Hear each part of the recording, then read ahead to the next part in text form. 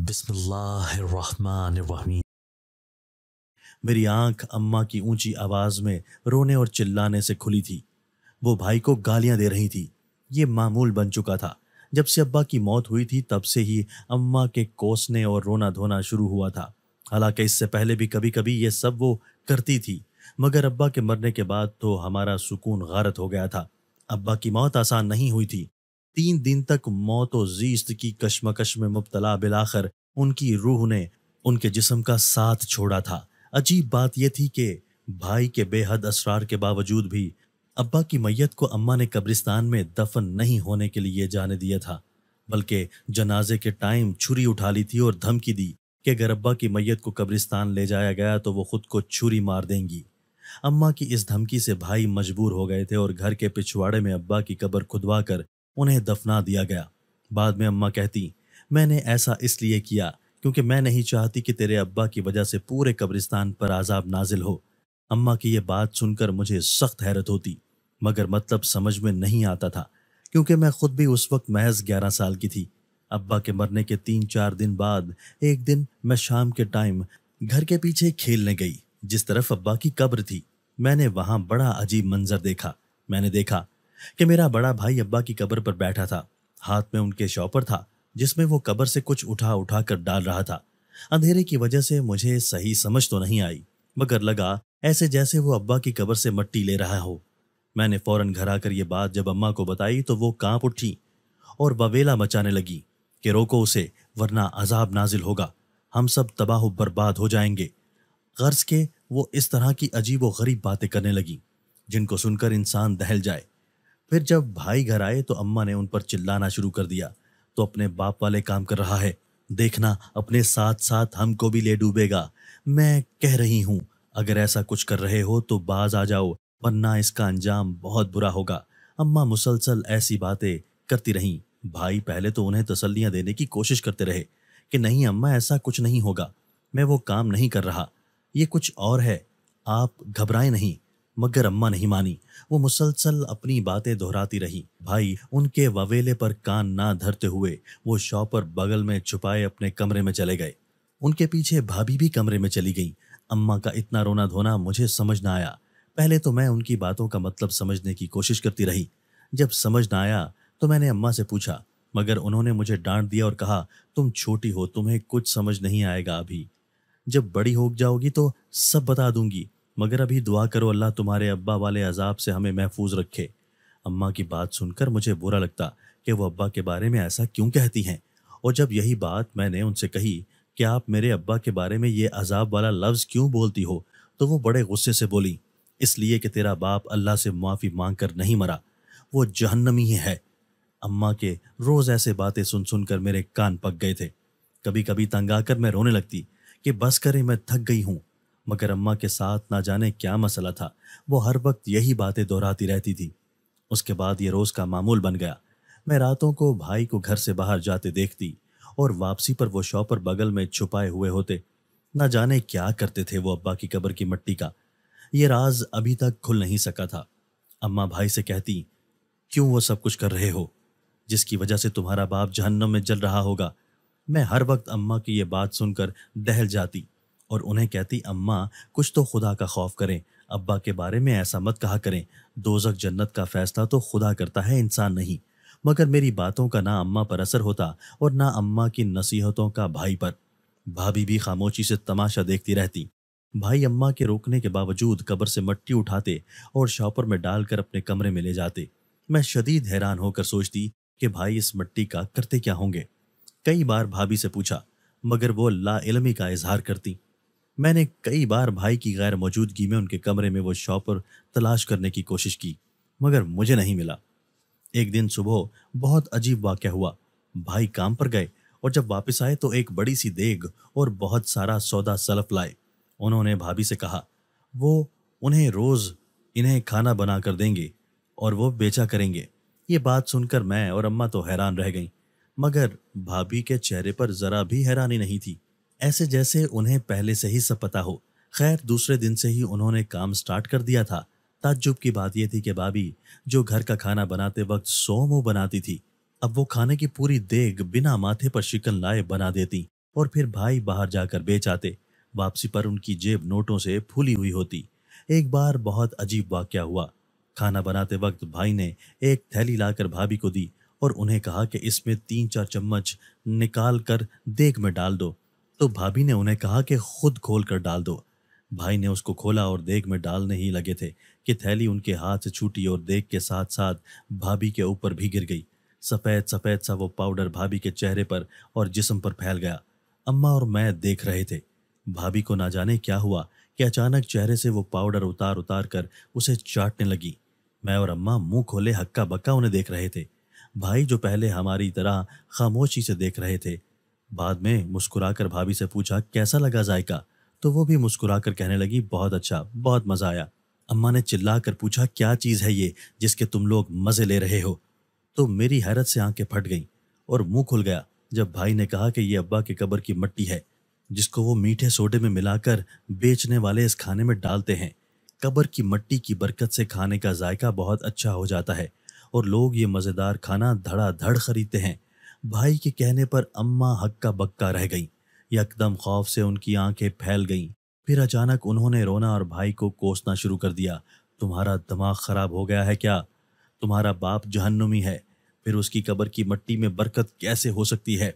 मत करो ऐसा, वरना अल्लाह का अजाब हम पर नाजिल होगा। कर्ज कि अम्मा की और भाई की बातें सुनकर मेरा दिमाग माउफ होने लगा था। मुझे कुछ समझ नहीं आ रही थी कि हमारे घर में क्या हो रहा है। फिर भाई रोज ऐसा ही करने लगे और अम्मा भी रोज उन्हें रोकने को गालियां देती और वावेला करती। फिर एक दिन तो बहुत बड़ा वाकया हो गया। अचानक पुलिस हमारे घर आ गई। भाई से उनकी कोई बहस तकरार हुई। फिर वो हमारे घर की तलाशी लेने लगे। उन्होंने हमारा घर उलट पलट कर दिया। पता नहीं वो क्या ढूंढ रहे थे, लेकिन जो कुछ भी वो ढूंढने आए थे वो उन्हें नहीं मिला। इसीलिए नाकामी पर वो भाई को वार्निंग भरी धमकियां देते हुए चले गए। पुलिस के जाने के बाद उसी रात मैंने भाई को एक बार फिर घर के पिछवाड़े में जाते देखा। मैं भी दबे पांव उनके पीछे चल पड़ी, क्योंकि मैं 11 साल की उम्र में भी अच्छी खासी बहादुर थी। रात को किसी वक्त भी अकेले घर के पिछवाड़े में जाने से मुझे डर नहीं लगता था, खास तौर पर तब से जब से अब्बा को वहां दफनाया गया था, क्योंकि मुझे लगता था कि अब्बा वहां लेटे हुए हैं मेरी हिफाजत के लिए, सो कोई मेरा कुछ नहीं बिगाड़ सकता। मुझे अपने अब्बा से बड़ी मोहब्बत थी। अब्बा ने भी हमेशा भाई से ज्यादा मुझे प्यार किया था, मेरा बहुत ख्याल रखा। मैं जो ख्वाहिश भी करती अब्बा उसे फौरी पूरा कर देते थे। मगर एक बात मुझे बिल्कुल समझ ना आती। अब्बा अम्मा को भी हर चीज़ ला कर देते थे, मगर अम्मा फिर भी उनसे खुश ना होती थी। बल्कि अक्सर मैंने उन्हें बुड़बुड़ाते हुए सुना। वो कह रही होती, जहन्नमी है ये शख्स, तौबा करके ना मरा तो जहन्नम पक्की है इसकी। मैंने कई बार अम्मा से पूछा कि आप अब्बा को जहन्नमी क्यों कहती हैं? तो वो आगे से हमेशा डांट कर कहती कि मुझसे क्यों पूछती हो, जाकर अपने उस जहन्नमी बाप से पूछो। और मेरा कभी दिल नहीं किया कि मैं जाकर अब्बा से ये बात पूछकर उन्हें हर्ट करूं, क्योंकि इतना तो मुझे अंदाज़ा था कि जहन्नुमी बहुत गलत लफ्ज़ ही है और मैं अपने अब्बा को अम्मा का उनके बारे में बोला गया कोई भी गलत लफ्ज़ बोलकर हर्ट नहीं कर सकती थी। अब्बा के मरने पर मैं रोई भी बहुत थी। अक्सर मैं अब अम्मा से पूछकर उनकी कब्र पर जाकर उनसे बातें करती रहती थी। दिन हो या रात मुझे कोई फ़र्क नहीं पड़ता था, लेकिन अम्मा के सामने मैं उनकी कब्र पर नहीं जा सकती थी। बल्कि अगर वो मुझे वहां जाता, वहां से आता या उनकी कब्र पर बैठा देख लेती तो ना जाने क्यों खौफ से थर थर कांपने लग जाती और मुझे फौरन बुलाकर झंझोड़ देती कि क्यों गई थी वहां, अगर वो अजाब तुम पर भी नाजिल हो जाता तो। और मैं तो पक गई थी ये लफ्ज़ अजाब सुन सुनकर।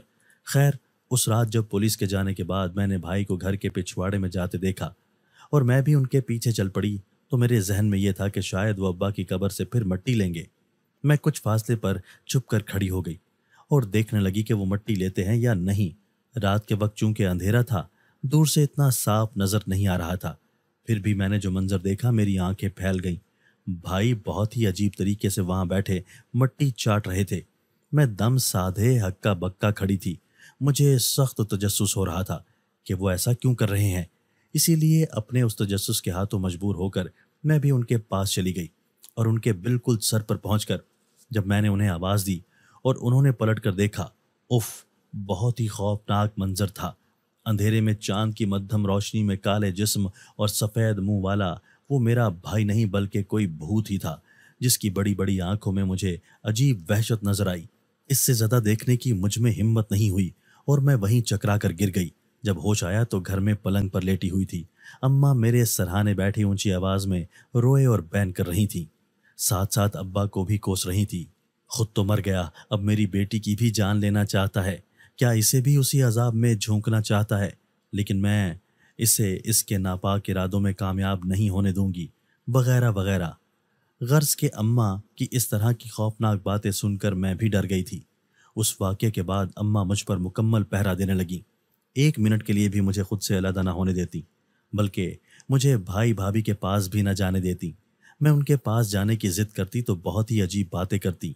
देख गुड़िया, ये दोनों भी जहन्नमी बन चुके हैं, इन पर भी अल्लाह का अजाब नाजिल होने वाला है।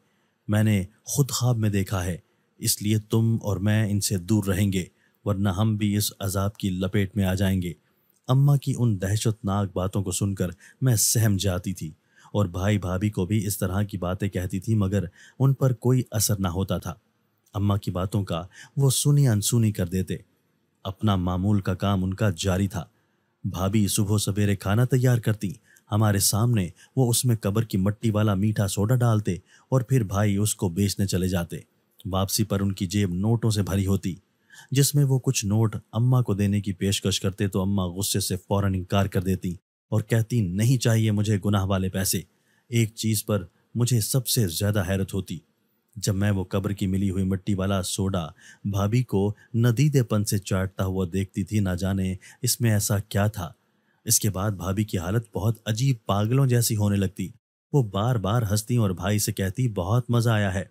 मैं भाभी की ये कंडीशन और उनका रवैया समझने से कासिर थी, मगर ये सब तब होता जब वो खाना बनाती। उसी वक्त भाई देग में वो मट्टी डालने के साथ साथ भाभी के कहने पर उनके ऊपर डालते, जिससे वो बिल्कुल सफ़ेद हो जाती और फिर जानवरों की तरह अपने ही जिस्म से वो सफ़ेद मट्टी उतार उतार कर चाटती जाती। मेरा तजस्सुस बढ़ता जा रहा था। एक दिन इसी तजस्सुस के हाथों मजबूर होकर मैंने फैसला किया कि मैं भी भाई से कहूंगी वो भाभी की तरह मेरे ऊपर भी वो सफ़ेद मट्टी वाली चीज़ डालें। मैं भी चखना चाहूंगी कि इसमें ऐसा क्या था जिसको चाटने से इस कदर मज़ा आता है।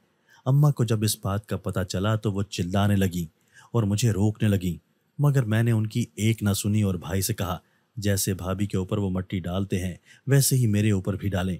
मेरी जिद से भाई मजबूर हो गए और दूसरे दिन सुबह को खाना बनाते वक्त उन्होंने भाभी की जगह मुझे बिठा दिया और वो थैली वाली मट्टी देग में डालने के साथ साथ मेरे ऊपर भी डाल दी।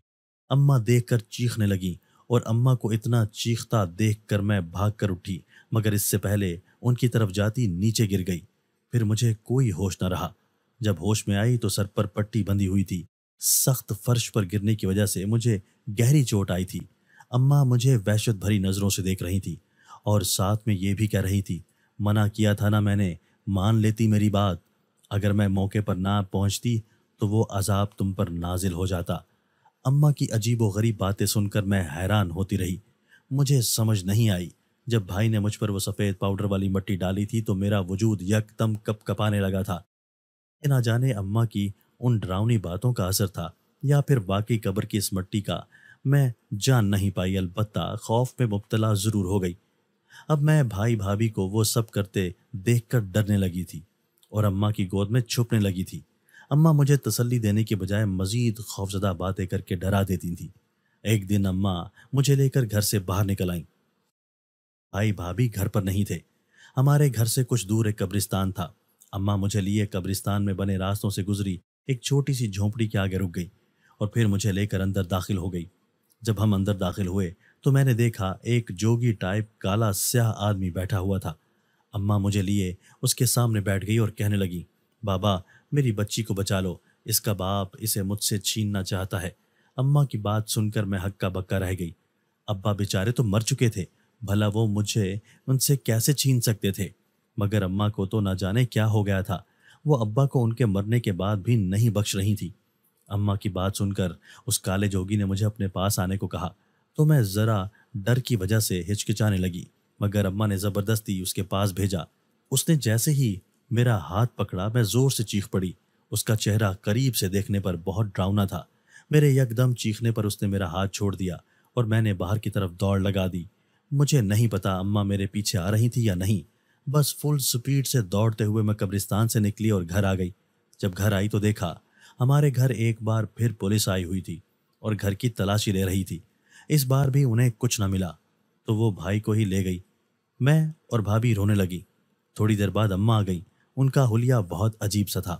آنکھیں لال تھیں، بال بکھرے ہوئے تھے جیسے کسی سے لڑ کر آ رہی ہوں۔ بھائی کو پولیس کے ساتھ جاتے دیکھ کر وہ زور زور سے رونے لگی اور کہنے لگی، اس کو لے کر جا رہے ہو، دیکھنا تم پر بھی عذاب آئے گا۔ اماں کی پاگل پن والی باتیں میری سمجھ سے باہر تھیں۔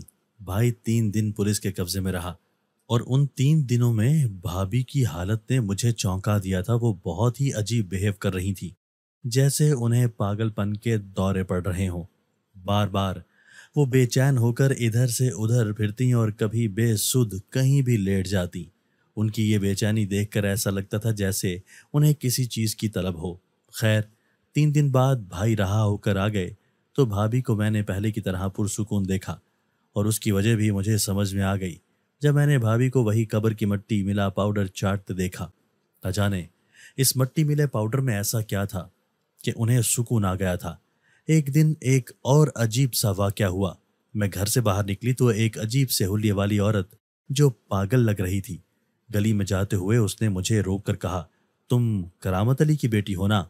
میرے ہاں کہنے پر یکدم وہ خونخوار نظروں سے گھورنے لگی اور غرا کر کہنے لگی، میری بیٹی کو مارا ہے، میں بھی مرنے والی ہوں، وہ جہنم میں جل رہا ہوگا، اس کے بچے بھی مریں گے۔ غرض کے اس پاگل عورت کی باتیں سن کر پہلے تو میں حیران رہ گئی، پھر جب میں نے اسے خطرناک تیوروں سے اپنی طرف بڑھتے دیکھا تو گھر کی طرف دوڑ لگا دی۔ خیر اس عورت کا میں نے کسی سے ذکر نہ کیا۔ ایک دن صبح کو اٹھی تو دیکھا اماں بے سدھ لیٹی ہوئی تھی اور بھائی بھابھی ان کے پاس بیٹھے اونچی آواز میں رو رہے تھے۔ میں گھبرا گئی اور اماں کو جھنجھوڑنے لگی تو بھائی نے روتے ہوئے کہا کہ اماں مر چکی ہیں۔ میں بھی زور زور سے رونے لگی۔ محلے سے عورتیں ہمارے گھر میں اکٹھی ہونے لگیں۔ اماں کے جنازے کے وقت میں نے کچھ عورتوں کی باتیں سنی۔ وہ کہہ رہی تھی بیچاری کا ذہنی توازن درست نہیں تھا، شوہر کے برے کاموں کی وجہ سے ہمیشہ خوف خدا میں مبتلا رہی، اپنا ذہنی توازن تک کھو دیا اور شوہر کے مرنے کے بعد بھی اس خوف سے نہ نکلی اور آخرکار اسی نفسیاتی دورے نے بیچاری کی جان لے لی۔ عورتوں کی اس طرح کی باتیں سن سن کر مجھے پتہ چلا کہ اماں کا ذہنی توازن خراب تھا، تبھی وہ اتنی خوفزدہ باتیں کرتی رہتی تھی اور ایک ایک بات کو بار بار دہراتی رہتی تھی۔ خیر اماں کے جانے کے 10 دن بعد کمرے کی صفائی کرتے ہوئے مجھے ان کے پرانے ٹرنک سے اماں کی ڈائری ملی تو مجھے پتہ چلا اماں ان پڑھ نہیں تھی بلکہ مڈل پاس تھیں اور ذہنی توازن بگڑنے سے پہلے تک وہ ڈائری لکھتی رہی تھی۔ ڈائری میں انہوں نے اپنی پوری زندگی کا احوال لکھا ہوا تھا، جس میں وہ کہتی ہیں کہ میری 15 سال کی عمر میں کرامت علی سے شادی ہوئی۔ کرامت علی میرے تایا زاد تھے۔ میں نے سنا تھا وہ کسی عورت کو پسند کرتے تھے، مگر اس عورت کے گھر والے برادری سے باہر رشتہ نہیں کرتے تھے، اس لیے کرامت کا بھیجا گیا رشتہ انہوں نے 1000 منتوں کے باوجود بھی ٹھکرا دیا تھا، جس کا کرامت کو بہت رنج تھا۔ انہوں نے اس عورت کو پانے کے لیے ہر ممکن کوشش کی، یہاں تک کہ پیروں عاملوں کے پاس جا کر تعویذ گنڈے بھی لیتے رہے، مگر کوئی فائدہ نہیں ہوا۔ اس عورت کی کہیں اور شادی ہو گئی تو کرامت نے سوچا میں نے اپنا وقت اور پیسہ ان عاملوں پر برباد کیا ہے، اس سے اچھا نہیں کہ میں بھی عامل بن کر دوسروں کا وقت اور پیسہ برباد کروں۔ اس مقصد کے لیے اس نے مختلف عاملوں کے پاس جا کر ان کی شاگردی میں جانے کی منتیں کی، مگر کسی نے انہیں اپنی شاگردی میں نہیں لیا تو مجبور ہو کر وہ غیر مسلم جوگیوں کے پاس جانے لگے۔ ایسے میں ایک ہندو جوگی نے انہیں کالا جادو سکھایا۔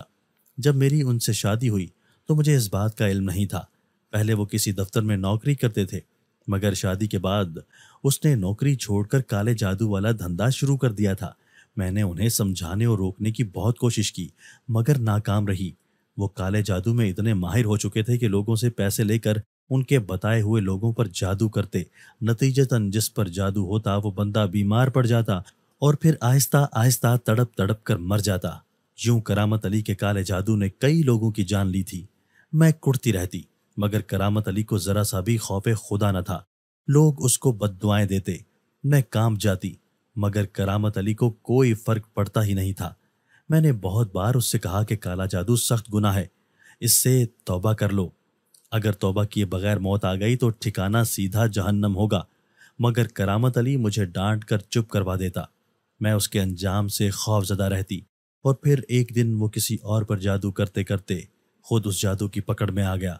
हुआ कुछ यूं कि करामत अली ने एक आदमी से पैसे लेकर उसके बताए गए इंसान पर जादू करना था और उस मकसद के लिए उसे रात को कब्रिस्तान जाकर चिल्ला काटना था।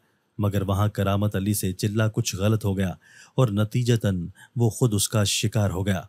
अम्मा की डायरी पढ़कर आखिरकार मुझे मालूम हो ही गया कि अब्बा क्या काम करते थे और अम्मा उन्हें जहन्नमी क्यों कहती थी। अब मुझे समझ में आ गया था कि भाई क्या करते हैं। वो भी यकीनन नब्बा वाला जादू टूने वाला काम कर रहे थे और इस काम में भाभी उनका साथ दे रही थी। ये बात अब डायरी पढ़ने के बाद मुझे समझ में आई थी, मगर ये भी मेरी गलत फहमी निकली। पुलिस ने एक बार फिर हमारे घर पर छापा मारा और इस बार उन्हें वो चीज़ मिल गई थी जिसको वो हर बार तलाश करते आए थे और नाकाम होकर वापस चले जाते थे। वो चीज़ थी भाई की वो थैली जिसमें बकौल उनके अब्बा के कब्र की वाली मट्टी थी। पुलिस ने जब तफ्तीश की तो सब कुछ सामने आ गया, जिसको जानकर सिर्फ मैं शॉक्ड हुई थी, क्योंकि भाभी ना सिर्फ वाकिफ थी बल्कि हिस्सेदार भी थी। भाई दरअसल हेरोइन और कोकेन का बिजनेस करते थे। पुलिस को उन पर बहुत टाइम से शक था, लिहाजा वो हेरोइन और अफीम घर में रखने की बजाय अब्बा की कब्र में रखते थे। कब्र के एक तरफ उन्होंने सफाई से छोटी सी जगह बनाई हुई थी जहां वो हेरोइन वाली थाली रखा करते थे। पहली बार मेरे देख लेने पर उन्होंने कब्र की मिट्टी का झूठ बोला और अम्मा इस झूठ को सच समझकर रोती खौफजदा होती रहीं, क्योंकि अब्बा काले जादू से तौबा करके नहीं मरे थे। इसीलिए अम्मा का ख्याल था कि इतने लोगों की अपने काले जादू से जाने लेने पर उन्हें कब्र में अजाब हो रहा होगा, लिहाजा उनकी कब्र की मिट्टी भी अजाब वाली है। भाई खाना बेचने की आड़ में यही बिजनेस कर रहे थे। वो ना सिर्फ ये जहर दूसरों को बेच रहे थे बल्कि उस जहर को वो और भाभी दोनों इस्तेमाल भी कर रहे थे। वो दोनों ड्रग्स एडिक्ट बन चुके थे। भाई की निशानदही पर पुलिस ने अब्बा की कब्र से हेरोइन और अफीम का जखीरा भी बरामद कर लिया और भाभी को भी अरेस्ट कर लिया, जबकि मुझे दारुल अमान में भिजवा दिया गया। दोस्तों, अगर आपको आज की हमारी ये वीडियो पसंद आई है तो इसे लाइक कीजिए और इसे अपने प्यारों के साथ शेयर जरूर कीजिएगा। और हाँ, अगर आपने अभी तक हमारा चैनल सब्सक्राइब नहीं किया तो हमारा चैनल सब्सक्राइब कर दीजिए और बेल आइकन भी प्रेस कर दीजिए ताकि हमारी हर नई आने वाली वीडियो आपको बर वक्त मिल सके। अल्लाह हाफिज।